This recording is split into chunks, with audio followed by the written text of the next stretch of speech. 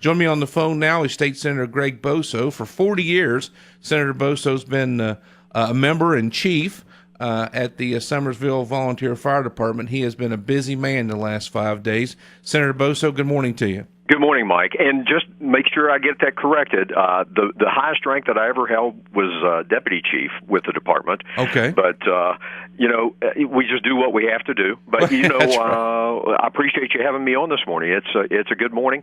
We're getting a little rainfall here in Summersville, which I'm sure is giving people a little antsy with the prediction of some flash flooding here later on today. Well, that's one of the things I wanted to talk to you about, but first, let me ask you, in 40 years being with the fire department, have you ever seen anything like this? No, Mike, even working closely with my fellow firefighters here in Nicholas County, particularly over in the Richwood area, most of the guys that I talked with over the course of the weekend have never, ever seen flooding to this magnitude.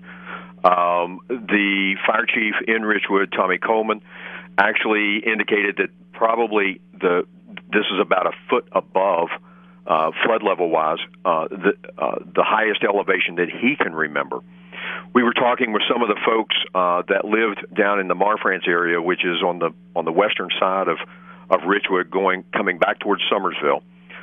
Some of the folks there were talking about the fact that the water had been, partway up the bank. This time it was at the top of the bank, right at their foundation levels for their homes, and it's higher than they can ever remember their grandparents ever telling them of. So, I think we've seen a historic event during this last flood of Thursday. Well, 10 inches of rainfall in less than 2 hours is something that you don't quite see or hear of a whole lot. Unfortunately, the results are up to now, 25 people have lost their lives, billions of dollars in property damages. And look, Senator, you're a civil engineer. You understand what it takes to put roads and bridges and water lines back in. How long is it going to take? Well, initially they will go in and do some stabilization and provide initial access ways through these areas, provide barricades and markers so that people can travel the highways safely. But obviously, we're going to have to go back and do some major rebuilding work. We're probably going to be 2 to 3 years in getting some of these highways restored back to the level where they need to be. Where bridges have been damaged or washed away, we may be a year or two getting those back in the form that they need to be to meet current transportation standards. There will be initially some temporary work that will be done, but obviously it's going to take a long time to go back through the design process, go through the bidding and the construction process to get the permanent structures restored. My guest is State Senator Greg Boso. He represents the 11th senatorial district in West Virginia, and the counties that he doesn't represent, that's in his counties that were affected by the flood, he's a neighbor to. Senator, Absolutely. The disaster declaration expansion seems to be something that's forthcoming. It's just a matter of going through the logistics to include Webster and Fayette and some of the other counties in that national disaster relief call from the White House. So are you hearing anything on that? Well, I'm staying very close to the governor's staff, encouraging them to allow the governor to go and speak with President Obama to expand that call. That will be for personal assistance, which will allow individuals to have aid for getting temporary housing and things like that. That will not be the official disaster declaration for damage. That will come later after our FEMA teams hit the ground, do assessments. Over the course of the next week or 2 weeks, initial assessments will be done. A lot of that will be windshield assessments as they drive through the various communities. They'll make notations and begin assessing dollar values.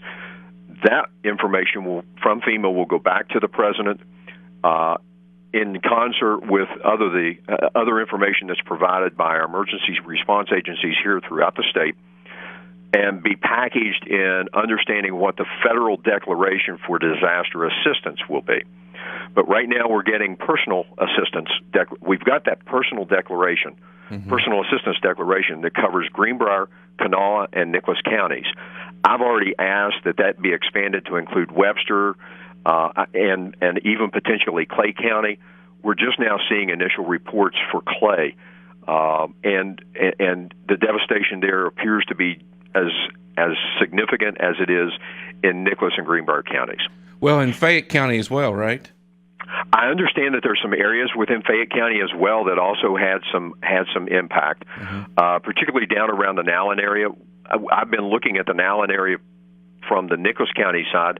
I haven't talked with our emergency services folks over in the Fayette County Office of Emergency Services to understand other areas around Fayette County that were impacted, but certainly it appears that, especially where we have the Meadow River flow from Greenbrier through Fayette County, right, there's got to be some devastating effects along that stream. State Senator Greg Boso, I hope we can get you on here in the next couple of days to talk about where folks can send supplies or what we can donate to help out. I really appreciate you spending time with us today. I know you're really busy in your community service as well as your business. I appreciate you taking time with us today. Thanks, Mike. I appreciate it, and we'll look forward to talking with you in a day or so.